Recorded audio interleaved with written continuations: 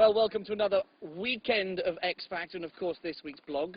Thanks for watching last week's. Thousands again. I can't believe this. It's quite cool, isn't it, really?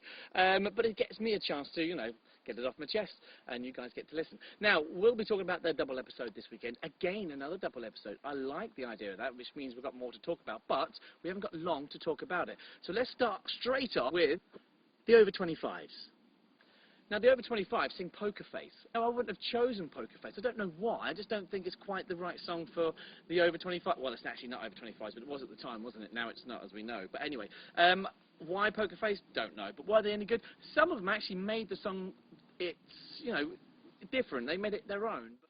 So the groups, they sung Nothing's Gonna Stop Us Now, and the boys sung Man in the Mirror. Now, that's got to be a hard song to sing, Man in the Mirror. It's not an easy song by any means. Let's just stand under here all the way through. So, were they any good? Well, Tobias, he was cool, but then he got to that note and kind of dropped it, didn't he? He kind of put on the waterworks, a few tears. I've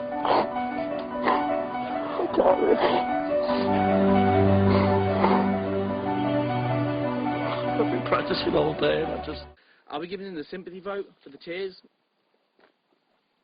Definitely not. No tear vote.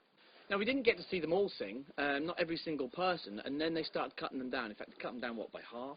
That's not such a bad thing, because, cut the fat, trim the fat, and we can get on with the rest of the show. Now, but looking at the lineup, what we got towards the end of it was perfect. We had some really good, what would you call it, good contestants in there. There wasn't a lineup when they kind of, trimmed off the fat that I thought, oh, wouldn't have had that person in, wouldn't have had that person in. And now they asked them to dance. In enters Brian Friedman and starts dancing with them, getting them through all these dance routines and stuff like that. To be honest, that's not fair for the older contestants or the larger contestants. And really, do they have to dance? Let's be honest, you don't have to dance to have the X Factor. Okay, so there are loads of acts to talk about, and we haven't got a lot of time, so I might miss some and I might stay on some a little bit longer. But first of all, let's talk Cher. How amazing was Cher?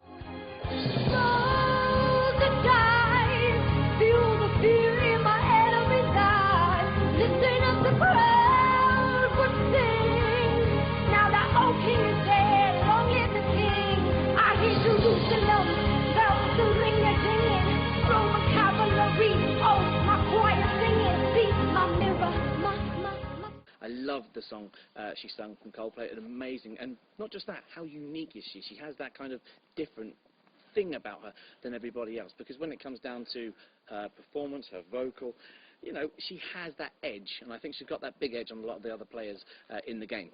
Now, Kerry Arundel, to be honest, just not feeling it. It's the one with the big hair. Love the hair, pretty girl, but don't quite feel anything quite yet for her.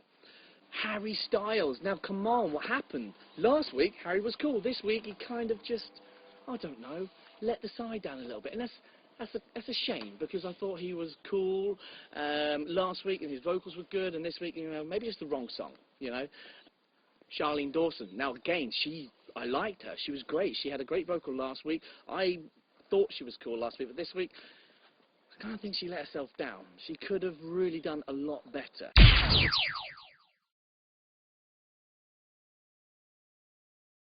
Now, of course, you may not recognise the next person I'm going to introduce you. She's live from X Factor. She's here in the heart of Kent. This is Chloe without her makeup. Meet Chloe. This is Chloe, how you doing today? Yeah, need a bit of makeup on, love. Okay, so we'll leave Chloe sitting there in the mud for a moment. We'll get back to her in just a while. But there is one girl that I think really stood out vocally, because she had such an amazing control and tone to her voice. Is that Tracy? Amazing, loved it. Okay, let's talk Storm Lee. I am so bored of this guy. I'm bored of his name. I'm bored of his vocal. Do you know what it is? I actually don't know whether it's that I can't stand him, because to be fair, isn't his vocal just, I don't know, what's the word? Karaoke? It's a little bit more of a sound-alike than anything else, isn't it? And Louis says to the judges, judge him on his voice. Louis, judge him on his voice? You're no person to say, judge him on his voice. If we were to judge the contestants on their voice, then I'm afraid Jedward would never be today where they are. I'll take a shot for you. Yeah. So you really didn't judge them on their voice, did you? Oh, no, no, no, no. The most, particularly you, irritating people we've had out here in a long, long time. Now let's talk Chloe. Does she have any parents? I mean, where is Chloe's mum and dad? Because to be honest, if that was me, I would not let my daughter out looking like that, or, you know, wearing so much makeup, or the clothes she wore. I mean, was she just wearing a belt today? Did she only have a belt on? Because if she only had a belt on, then maybe that's, you know, that's fine. But when you're wearing a belt, at least put something else on. To be honest with you, all I want to do is see Chloe sing normally without makeup on and wearing, you know, a little bit more clothing. If you want to see someone like that, go to Stringfellows. Tom Richards. Do you know what? He still annoys me. And Simon's right, he is Louis' boy. Louis kind of saved him, getting him through. And now he gets put through to Judge's house over some of the other boys. Nicole was right there, wasn't she? He should really just be in a boy band. You know, maybe he should have been in the boy band and, you know, Liam could have gone solo. But then again, Liam's performance this week, maybe he should be in the boy band as well. Talking of Liam, I think it was just the wrong song choice. He should have chosen a song that was a little bit more, I don't know, a little more poppy than Oasis. Oasis wasn't quite right. It looks like someone's just attacked the pigs. Now, the reason, of course, they're really strong in their group category, but I think close on their heels and someone that could give them a run for their money is Hustle. Really good girl group. Probably one of the best girl groups I've actually seen on X Factor for years. But now we have One Direction. That really could throw a cat amongst the pigeons. I think they could, if given the right songs, give all the groups a run for their money. And what a surprise, John Wilding gives us another stunning performance vocally. Still, I have a little issue, you know, watching him because it kind of makes me cringe a little. But you can't take away from that guy has an amazing vocal, and of course his song choice so far has been spot on. I think by far one of my favourite boot camp vocals, I've got a couple, but I think this one almost tops the list, is Matt Cardle. His vocal was just simply stunning.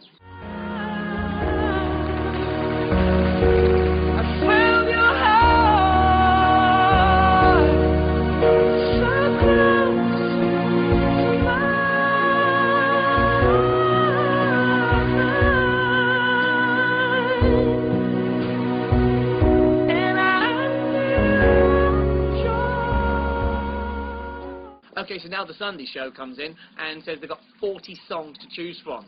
Surely they can't make a mistake. With 40 songs, could they pick the right one or could they just pick the wrong one?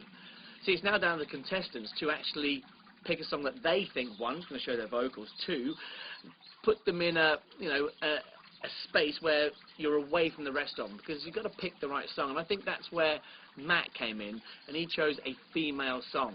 That's what if I could sing, that's probably what I would have done. Now, of course, up first on Boot Camp's Sunday show was the lovely Katie Wassell. Great performance, great vocal, and I think, really, she does deserve a place at Judge's house, for sure. Now, Diva Fever. Oh, bad romance, more like bad audition. And now Justin Vanderheim.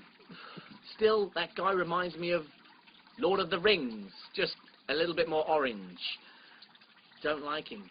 For me, it's odd, just odd. Now, Twen, not sure about them, to be honest. I'm neither here or there with them, to be fair. If they weren't in the competition, it wouldn't bother me, and if they are in the competition, it wouldn't bother me. Will they win? No. Now, Wagner. Does he not look like Dog the Bounty Hunter's brother? All he needs is the dog tag round here and his little, you know, bounty hunter's badge, and he'll be in there. But will he win X Factor? Will he get through to the live shows? I don't think so. Now let's talk Aidan Grimshaw. You know, another top performance from this guy. Vocally superb. Another one, like Matt Cardle. It's just brilliant. Great song choice, great vocal. And actually, considering at the beginning, I really, at the beginning, I really didn't like him that much. But now, yeah, I think he could go quite far. Definitely one for the live shows for me. Rebecca Ferguson. I've got nothing else to say about her apart from, wow. Nicola. spoke about him before, so we won't dwell on how annoying he can be. And, you know, he said he's always wanted to do this, ever since he was in the womb. Yes, the womb. Now, that's a long time. I mean, that's older than he actually is, because that was before he was born. Okay, we've got some fantastic contestants going through to Judges' House. 8 from each category this time instead of 6, which kind of, you know, gives us more of a chance to see more people shine, because I guess when they get through to Judges' House, they're going to be a little bit more relaxed, maybe, or the pressure might just pile on and we'll see a few more crumble, which is quite cool. We've got the 2 extra groups, Bellamy and One Direction. I think that's a great idea, because I thought we were going to lose some talent, like, you know, Liam and Harry and some of the other girls, but no, they put them together and I think we could be cool there. My favourites going through to Judges' House, and the ones that I think at the moment will get through that to the live shows are, for the boys, Aidan Grimshaw, Nicola Fester and Matt Cardell. And now, of course, for the girls, I think Katie Wassell, Gamu, and definitely not forgetting the beautiful Cher. I think she'll get through as well. And for the over 28s, which used to be the over 25s, here's where it gets really difficult. I don't have anybody. I really, really don't have anyone from the over 28s that I think they should make it out of Judges' House into the live show. Okay, so thanks for watching again this week. And next week what we'll do is, if you want to post now your favourite 3, your top 3 from every category, next week we'll run over who said who they think is going to be in the live final from Judges' House, and that way we can see if you're right or wrong. But from me, and of course my cameraman Carl, who's walking with the laptop in his arms today, we'll see you next week. Thanks for watching. Don't forget, my new Twitter as well is @Lee Baldry. Drop me a message on Facebook, and my email address all coming up after this. Thank you very much. See you next week.